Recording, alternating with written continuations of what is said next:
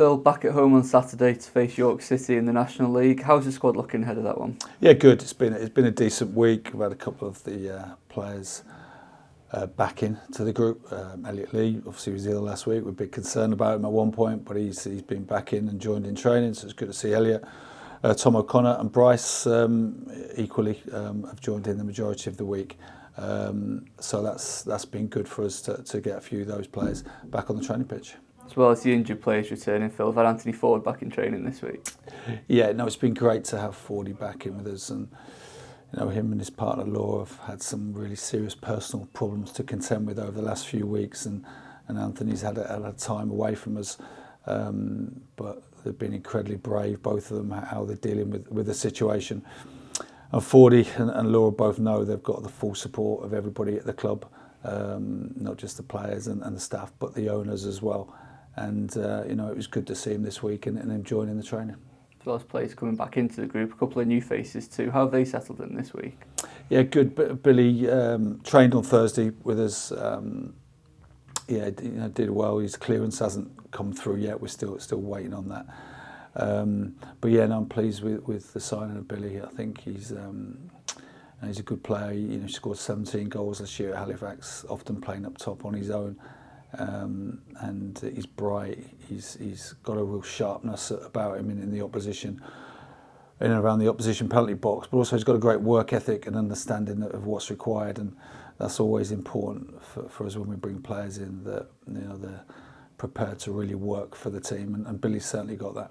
Obviously on the goalkeeping front as well, we had the bad news of Rob getting injured last week, which brought Ben Foster in on deadline day. Yeah, I mean, obviously pleased with Ben, to bring Ben in. He's a goalkeeper of a real high pedigree, a great character and personality. It was important after we lost Rob, which was a blow, but as we've had this season, when situations arise like that, it's important we react and make the resolve of the group stronger. It's not a reflection on Mark and the other goalkeepers. It's just purely that, one, when a keeper of Ben's ability comes available, we'd be mad not to take that opportunity. But two, the deadline being yesterday, once that 5 o'clock deadline went, that is it for goalkeepers, and we wanted to make sure that we've got cover for these last 8 games. Going into those last 8 games, you start with this match on Saturday. What sort of match are you expecting from York City?